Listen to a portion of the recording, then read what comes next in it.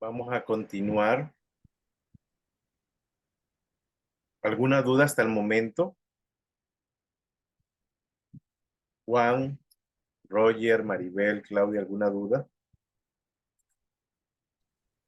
Por ahora no, bro. Pero No. siento yo que no. Maribel, ¿Te entendido algo? No, profe. cualquier duda, ya saben, ¿no?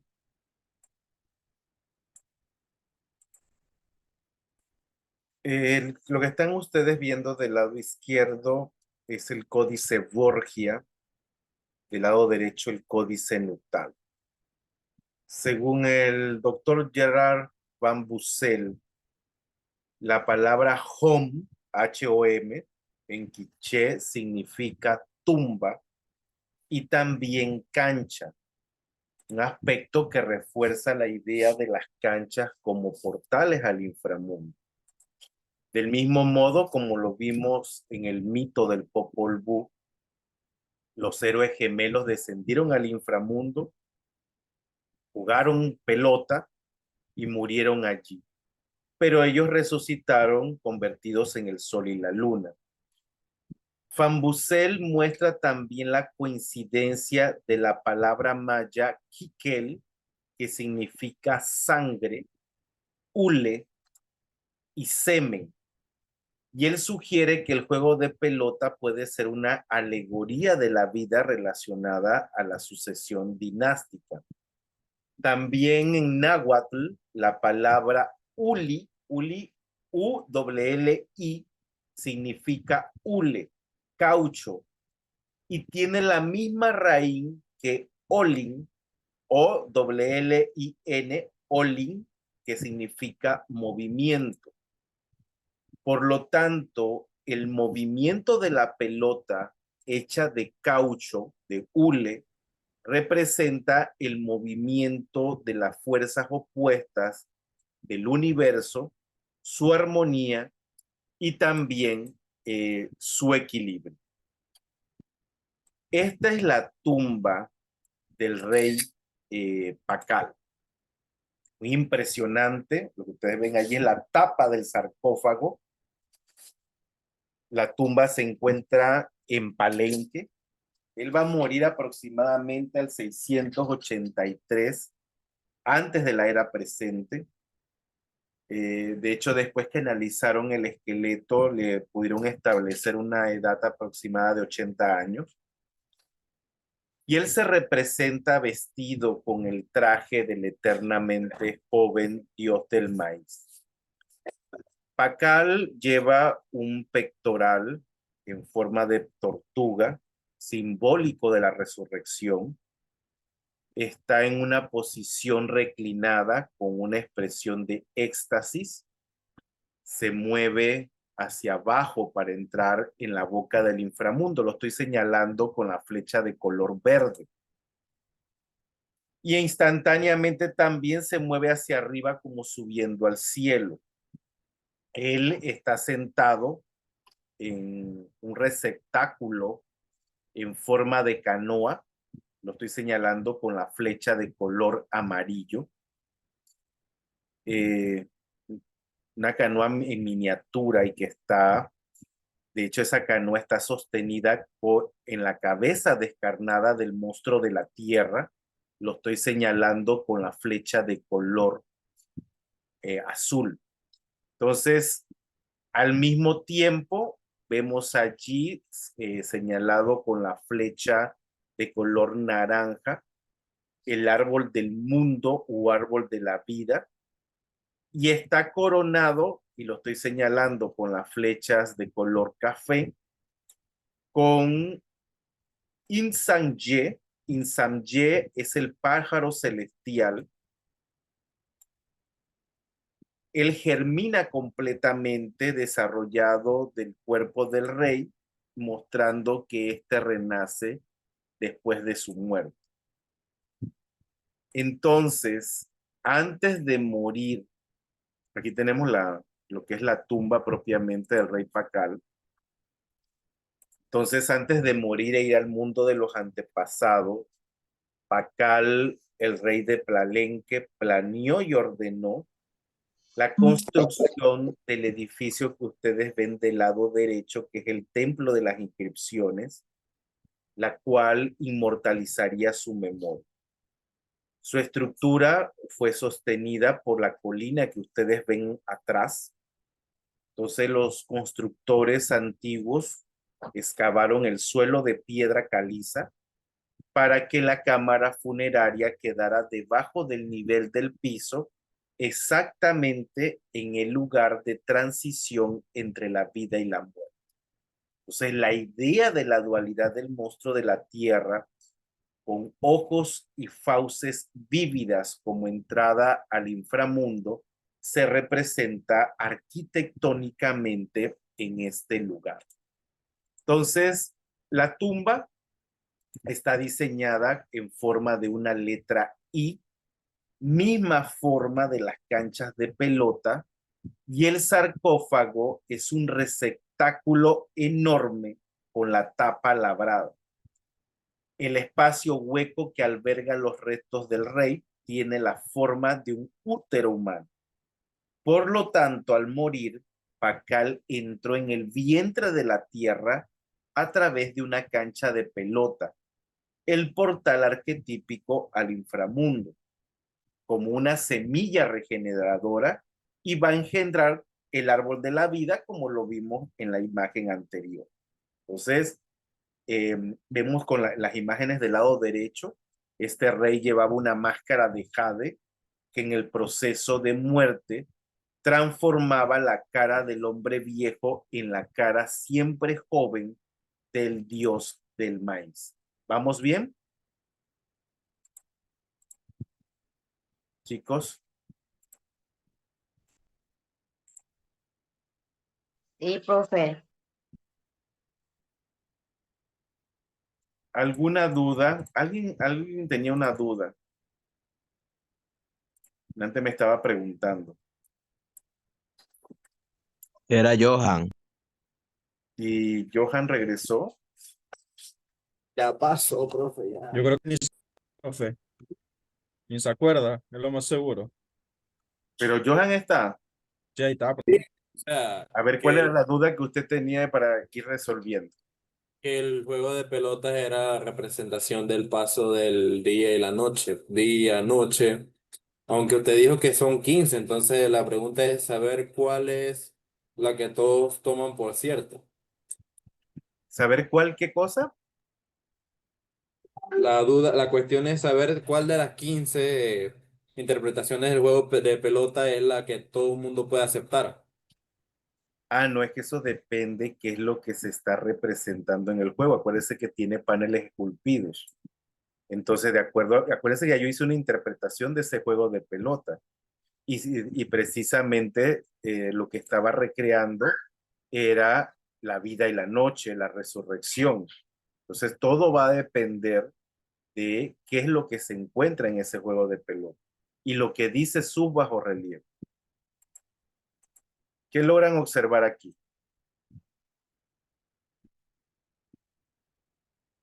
¿Qué logran ver? Nada más por simple curiosidad. Esto es un bajorrelieve que se encontró en el edificio que ustedes ven del lado izquierdo. Ahorita voy a hablar de él, pero quiero que traten de ir interpretando qué es lo que piensan estas grandes cosmovisiones. ¿Qué logran ver allí? Profe, le están Profe, lo dando del como una centro es un ofrenda. árbol. Tenemos nuevamente un árbol. ¿Qué sale de ese árbol? Sangre.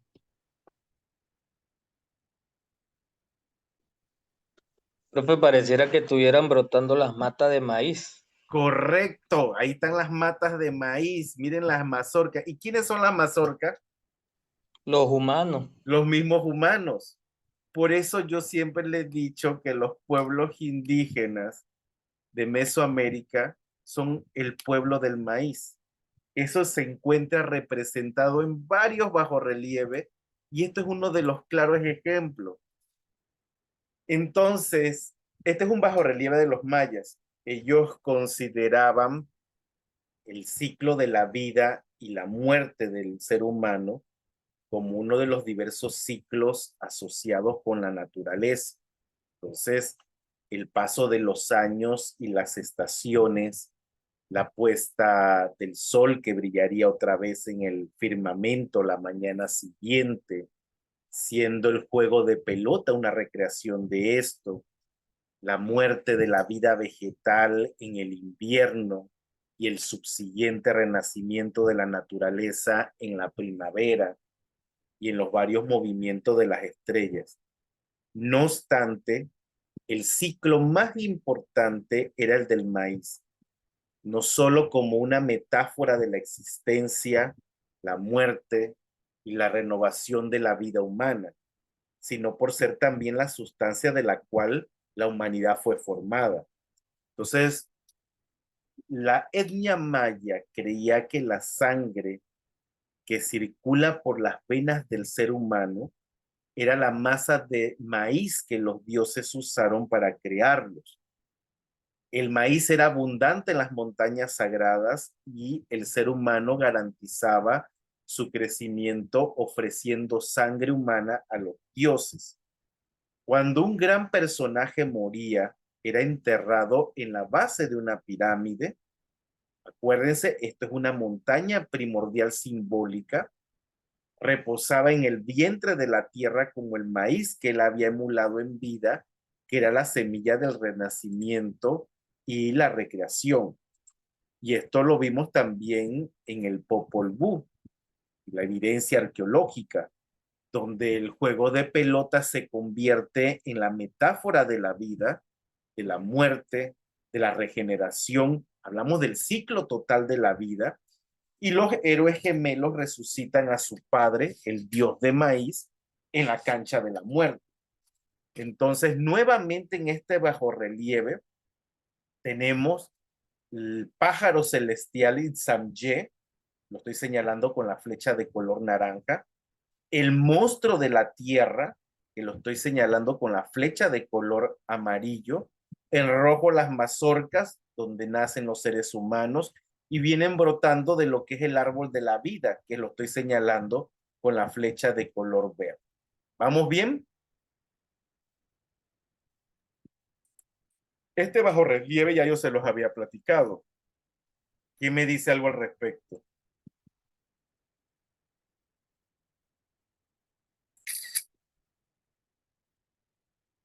Tenemos la cancha.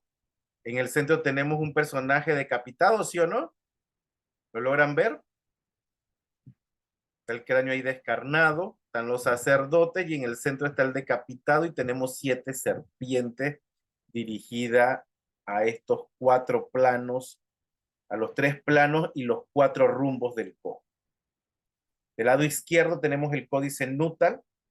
Entonces, el sacrificio producido por el juego de pelota es la manifestación de la muerte, el preludio necesario a la vida.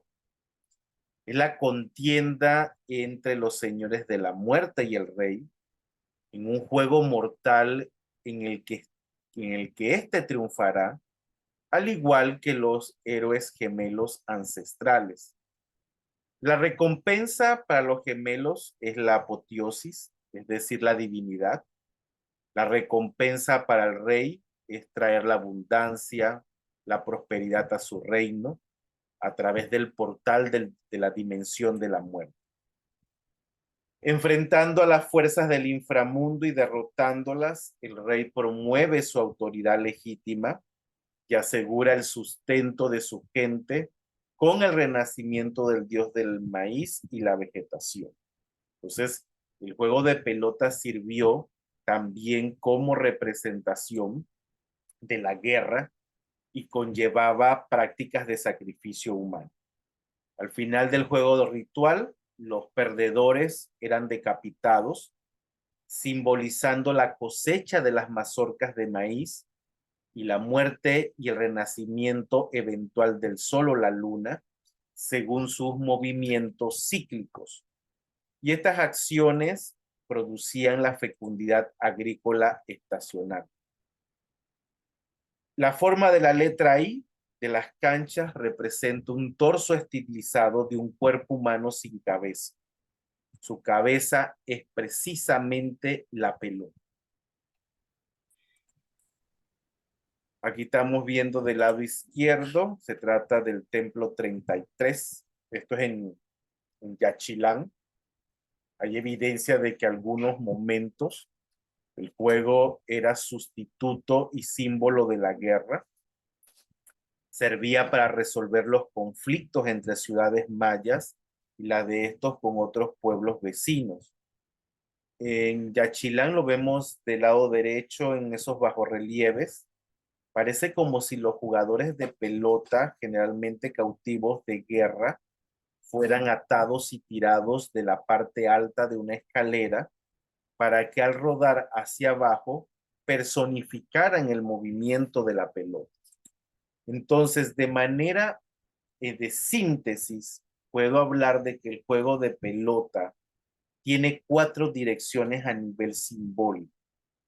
En primer lugar, astronómico, la pelota representaba el sol, los anillos de piedra, el amanecer y la puesta de sol y los equinoccios. En segundo lugar, la guerra. La pelota representaba al enemigo vencido.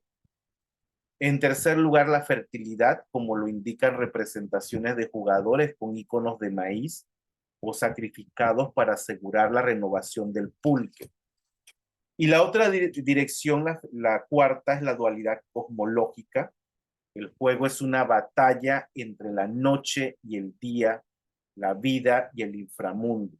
Entonces los campos de juego eran considerados portales al inframundo. ¿Se entiende esto? ¿Alguna duda con relación al juego de pelota? ¿O algo que Profe, no? disculpa. Dale, adelante. Dele. ¿Iba yo o ibas tú, Burene? Dale adelante, Mar, consulta. Gracias. Profe, este, el juego de pelota o la finalidad va a variar conforme a la interpretación que se le dé a los relieves que estén en el templo, o cada templo, o cómo decirlo, cada cancha tiene su finalidad o tiene su misión, pienso yo. ¿Es eso lo que Correcto. usted quiere decir? Por ejemplo, si yo quiero hacer un sacrificio o quiero hacer un juego de pelota en honor a, por decir un ejemplo, Huitzilopochtli, que tengo en mente, tengo que ir al templo tal o a la cancha tal. Eso no lo puedo hacer en la cancha de acá, sino en la de allá. ¿Es eso lo que logro entender? El juego de O, pelota, acuérdate que no es un templo, es una estructura donde se significa un juego. Y la finalidad depende de lo que se encuentre esculpido. No todos los juegos tienen bajorrelieves esculpidos, que eso yo lo acabo de mencionar. Entonces, al final, lo que se busca es realizar un sacrificio para que el sol vuelva a aparecer en el horizonte y haya vida nuevamente en el planeta.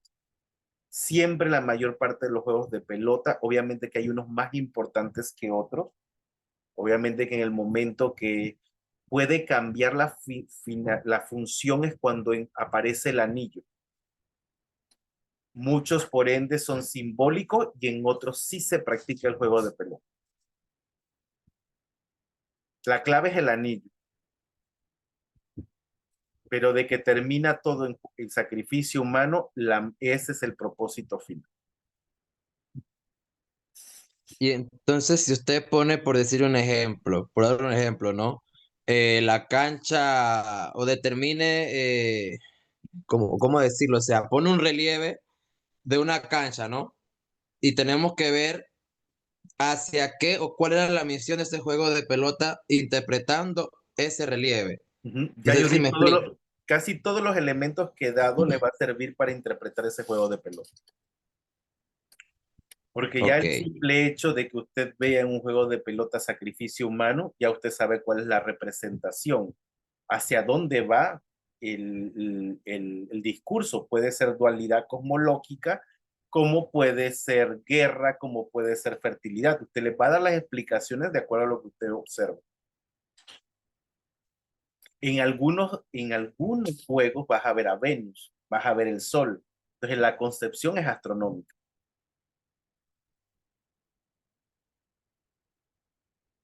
Creo que el semestre pasado les señalé la representación de Venus en un juego de pelota y también les señalé la representación del Sol. La otra persona que tenía dudas, adelante. Yo, profesor, una consulta, pues viendo que esta civilización tenía bien marcado o prácticamente era como ya, por decirlo así, el juego era prácticamente algo como establecido dentro de sus habitantes.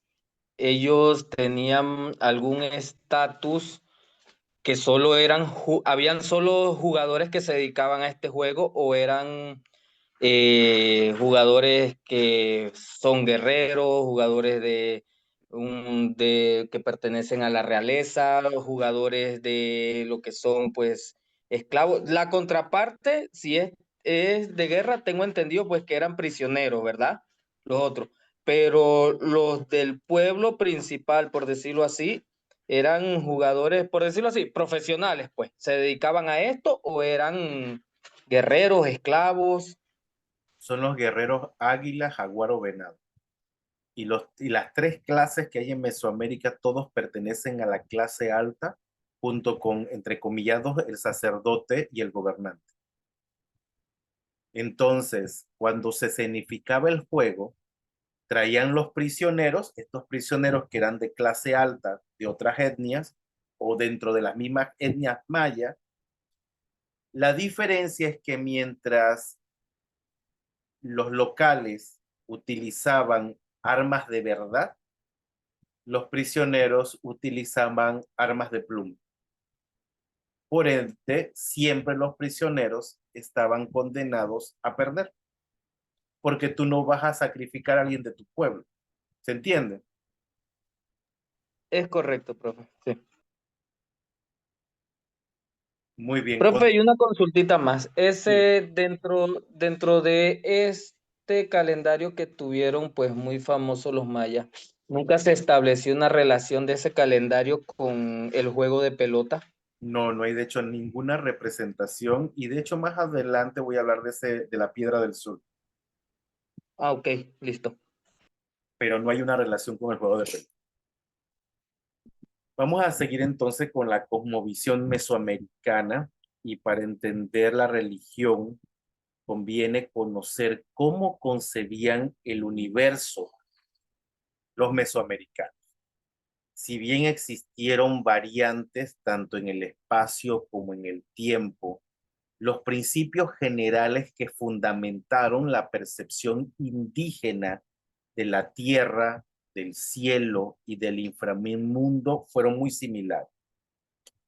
A grandes rasgos se puede decir que los mesoamericanos pensaban que la tierra era una superficie plana de forma rectangular o circular, rodeada por el mar que se levantaba en sus extremos para alcanzar los cielos. Lo que ustedes están viendo allí es el códice Trocortesianus y lo que representa es el cosmograma maya. Estos cielos están sostenidos por 4 o 5 árboles o dioses. Ahí yo los estoy señalando con las flechas de color naranja. 4 en los puntos cardinales y 1 en el centro que lo estoy señalando con la flecha de color azul. Los mayas llamaban a estas deidades Bacap y estaban asociados con los puntos cardinales, con días portadores del año y con diferentes colores.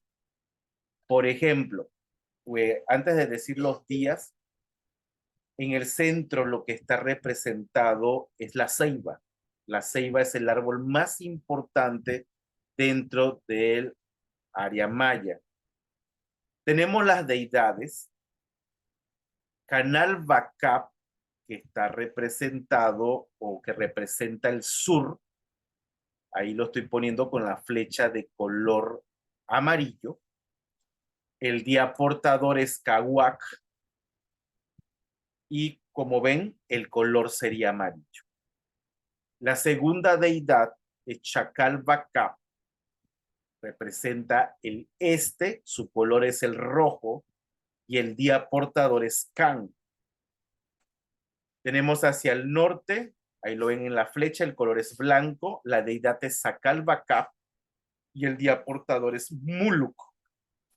Y finalmente vamos a tener al oeste, la deidad es Ekelbacap, el día portador es Lamat, y obviamente lo estoy poniendo en flecha negra porque el color sería negro. Me voy al lo que es el Códice Borgia. De hecho, hay varias representaciones. De hecho, el Códice Borgia ustedes lo pueden conseguir por internet, uno de los mejores conservados. Ahí vemos los 4 Bacap. A veces estos se confundían con los dioses de la lluvia y del viento y eran patrones de la apicultura.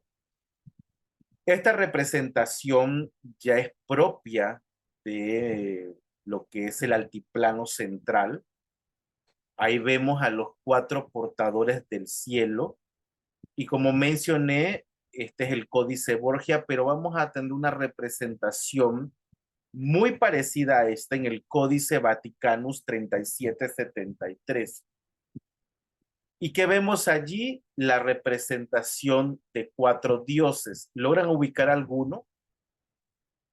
¿Qué dioses pueden ser esos?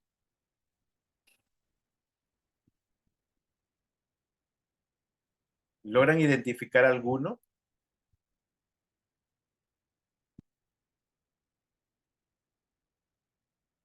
¿O a alguno se le parece? No sé. Imagen superior izquierda está Tlahuizcalpantecutli. Luego vemos imagen superior derecha Xihuetecutli. También en otras partes, en los códices se le conocerá como Otontecutli. Aparecen abajo Quetzalcóatl y Mitlantecutli. Nuevamente tenemos que ellos se encuentran asociados con los puntos cardinales. Por ejemplo, Tlahuizcalpantecutli se asocia al este, Xotecutli está asociado al norte, Quetzalcóatl al oeste y Mitlantecutli hacia el sur.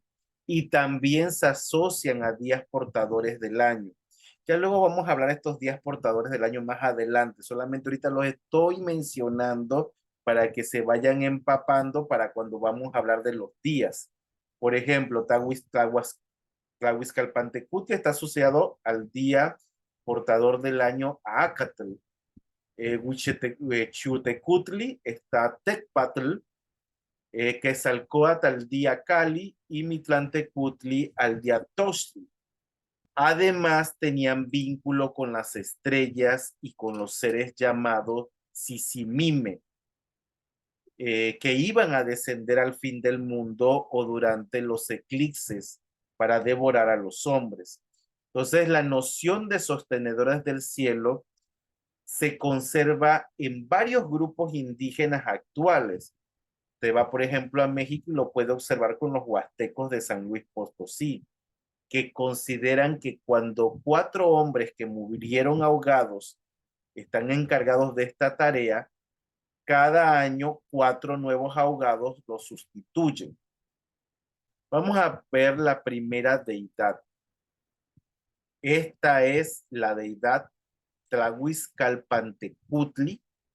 Aparece tanto en el Códice Cospi como, que es el del lado derecho, y el Códice Borgia. ¿Cómo podemos identificar? Este es el Señor del Amanecer, un dios mesoamericano que representaba un aspecto amenazante de Venus, la estrella de la mañana, y era uno de los 4 dioses que sostenía el cielo. Los pueblos mesoamericanos creían que sus rayos podían dañar a las personas, los cultivos y las fuentes de agua. Tlahuizcalpantecutli desempeñaba un papel fundamental en el mito de la creación mexica y de hecho está representado como el 12º de los 13 señores del día del calendario mexica.